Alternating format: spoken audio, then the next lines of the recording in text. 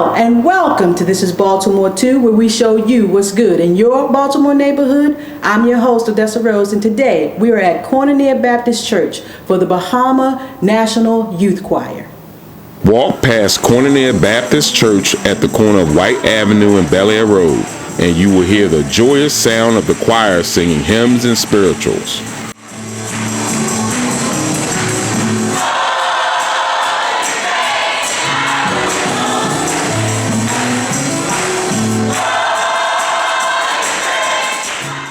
On one special Saturday evening, walking by Corner, the bold, powerful, joyful sounds of classical songs, Motown tunes, and traditional Bohemian folk songs could be heard. Not from Corner's choir, but from the Bahamas National Youth Choir.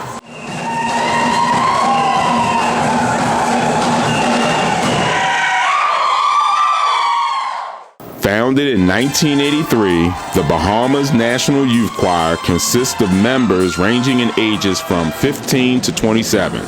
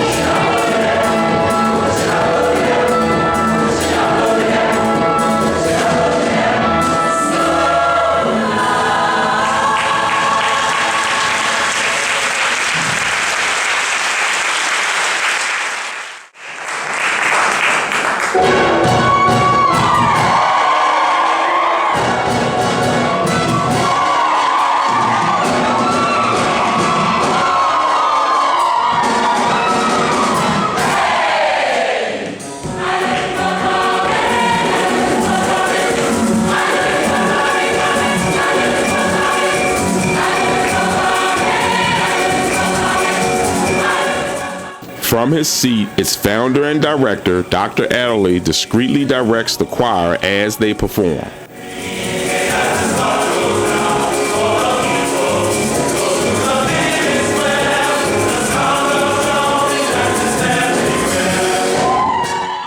Dr. Adderley talks proudly about the choir's history and accomplishments. Actually, the motivation was the 10th anniversary of Bahamian independence. The Bahamas became a sovereign nation from Britain in 1973. And in 1983, we celebrated our 10th anniversary. And I thought this would be a wonderful time to have a choir that shows the excellence of Bahamian youth through the arts, as well as celebrate new status as a sovereign nation.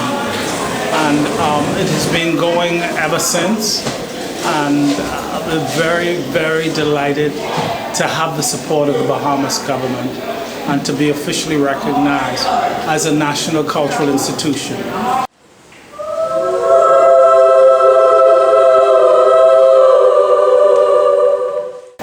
Actually, my initial motivation was my mother, the late Helen Bailey Adderley. She was a musician as well. To be honest with you, when we first started, I said, these young people just take up too much energy, too much time, I'm quitting.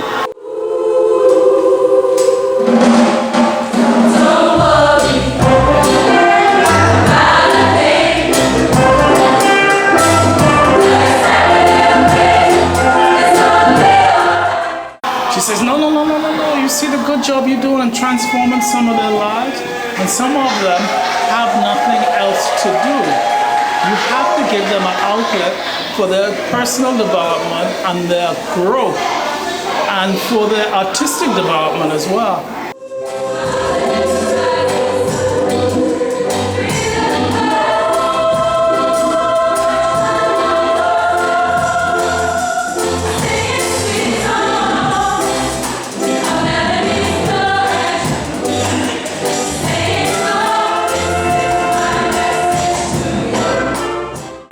I thought about it. I said, you know what? Mama's right. And then, of course, now my wife, she's an artist in herself. And so I get additional support from her.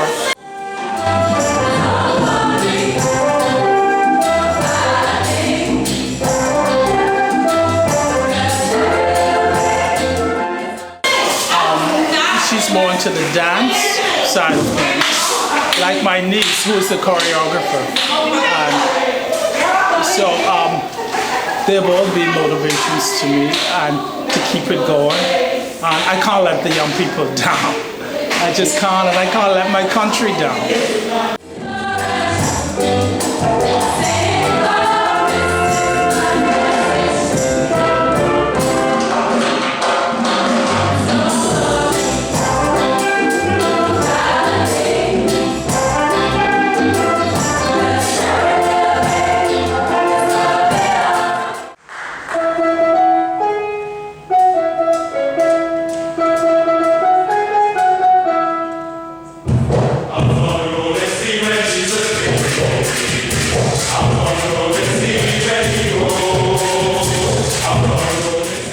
As the choir performs and Dr. Adderley directs from his seat, Julian Anderson Roll, the choir's official videographer, records every movement and every note of the performance. My name is Julian Anderson Roll, and I'm the videographer for the choir. I'm also a television producer at the station back in the Bahamas. And I've been traveling with the choir for, this is my 5th year. I've done 5 documentaries. Well, this will be the 5th documentary with them. Initially, I was producing an arts and entertainment show, and I did a feature on the choir as they were celebrating their 20th year. And once just a lot of footage, because they've been traveling quite extensively. They've been to about 22 different countries, and they sing in maybe 24 different languages. So it's quite an experienced choir, and it was really a privilege to do that. And the director, he saw the program, and during that year they were about to travel to Italy and Germany, and he asked me if I wanted to come along to do the program. And so I said, sure, no problem. And I jumped on board, and I traveled with them to Germany and then to Italy. We spent about 10 days total. And I was really overwhelmed at the amount of work and dedication that the members of the choir displayed on the trip. They got a chance to sing in the Vatican. They got a chance to sing at the Pope's winter vacation residence. They got a chance to travel all over Italy, Venice, various cities, and they really did a good representation of the Bahamas, and I thought it was really a privilege to be able to share that through a program. And so I produced a documentary, and they were all looking forward to it, and the response was pretty good. And so based on that, the next year he said, okay, we're going to Cuba. So we'd like for you to come along. And I was again honored to do it because I thought it was necessary for the Bahamas at home to see exactly the work that is involved in this particular group. Sometimes you take for granted when you hear them sing some of the similar songs, but the world doesn't get to see that. So they're great ambassadors for the country. Mr. Adderley, he is very dedicated in terms of the standards that he has for the choir, and he continues to push young people. The choir, after maybe several years, some of them matriculate out of the choir, and then he has younger people come in, and he maintains the same standard by teaching them about discipline, about self-respect, about pride, and showcasing the best as a representative of your country. And I think these are good things for us to record and to document, and that they will inspire the people.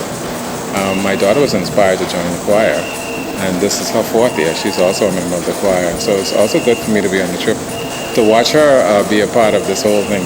Every year at home, they have a concert in the Christmas, and then they have a concert in the spring, and they also do other performances, and then every year he takes them to expose them to the world. They've been all over Mexico, Africa, China, Germany, Italy, Cuba, the US, Canada. 2 years ago we were at the World Choir Games in Cincinnati, Ohio, and the choir won 2 gold medals and a silver medal. And again, I was inspired and happy to be able to record all of that, all of the excitement, and bring it back home for the kids. So they have programs that they can watch themselves over the years. So my job is important, just like the still photographer. We document the great things that is going on. Last year we were in Atlanta. We sang in Martin Luther King Church, in Atlanta, and it was a great time there. And so all of these trips are good exposure, not only for the choir, but for the Bahamas and for the kids. So we're happy to do it. Thanks.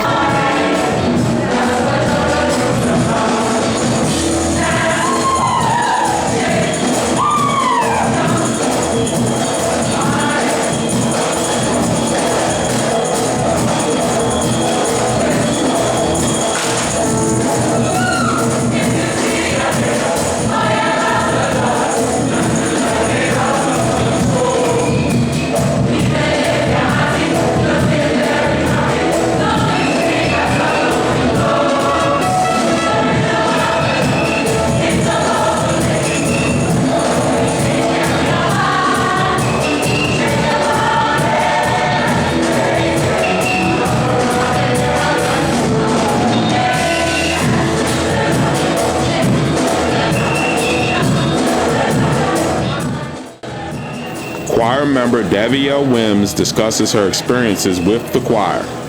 I've been in the choir. This is my 2nd year. I've always wanted to join the National Youth Choir from since I was about 12 years old. There's this appliance store, furniture store in the Bahamas called Furniture Plus, and I saw them dancing to a song that's called Watermelon is Spoiling, and they had these beautiful floral costumes on, and at the time I was with my aunt, and I was like, Auntie Denise, I really want to join them, and because I always could have sang, because my father sings, and my family's always into the performing arts, so I just found my home here. And about 2 years ago, I joined the choir, and it was something unlike any other experience that I've encountered before, because what it did for me was it built up my confidence. Because even though I couldn't sing, I didn't have the confidence to exude what talent I had. So with Miss Adderley's training, Miss Boswick's training, everybody else's chastening, because they chasten who they love, and they chasten who they want to do well. So they chasing me, I did well. And from them telling me that my movements are too small, my voice is too small, to going on to bigger and better, and seeing myself improve so much, that really did a whole lot for me. So I love being in the choir. I love getting the opportunity to travel, seeing new places, meeting new people, and letting people see the Bahamian culture, because a lot of people, when they see the Bahamian culture, it's just like an eye-opener. It's like we never knew something existed like quite like this in the world. So I'm so glad that you guys experience my culture. I saw some young people there, and they were like, "Oh my gosh, look at her, look at her!" And I was like, "Yes, child." Yes, that's my culture you're experiencing right now. So I am thoroughly excited that you guys were excited to watch us. Renown Adderley, a member of the choir since 2013, shares the impact the choir has had on his life. I've been in the National Youth Choir for 1 year. This is my first year in the choir. I'm in the tenor line of the choir, and I've been enjoying it so far, learning different types of music and having appreciation for not only Bahamian music, but classical and other folk music. For example, our Creole pieces, which are pieces found and originated in Haiti. Originally, I've been watching the National Youth Choir from I was a young man. I'll say a young man because I'm still 20. But from when I was a little boy, I've been inspired by the choir. I've never thought that this day would have come, that I would have been taking part in such a national organization. I feel accomplished. I still have a lot of work to do in reference to preparing my voice and bettering myself as a singer. But so far, it's been really, really good. I see myself in the choir for 3 years.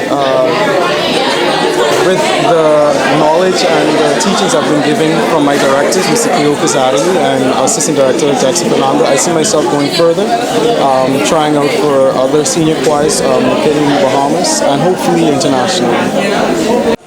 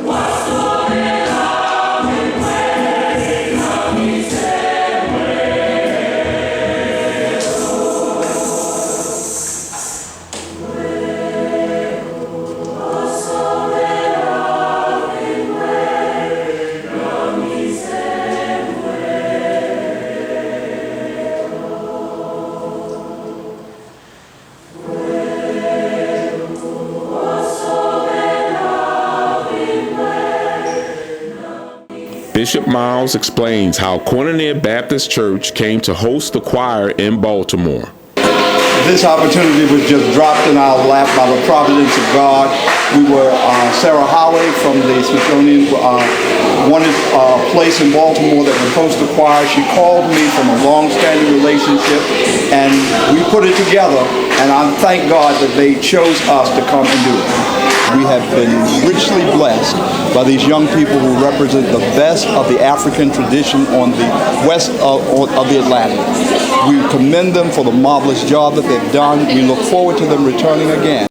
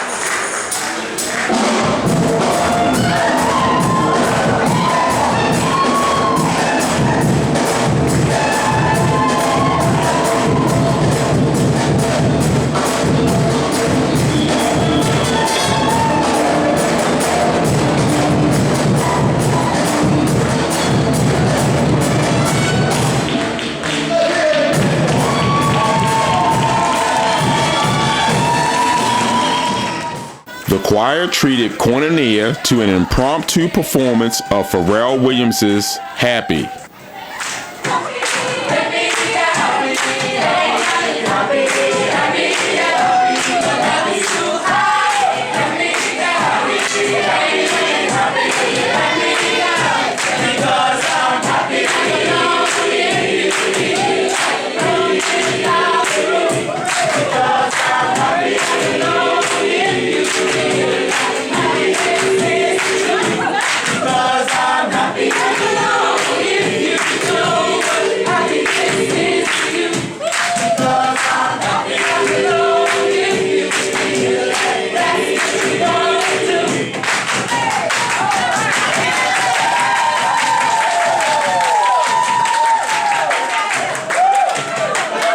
Well, that's it for today's show. Thank you for joining us, and please tune in again so we can show you what's good in your Baltimore neighborhood.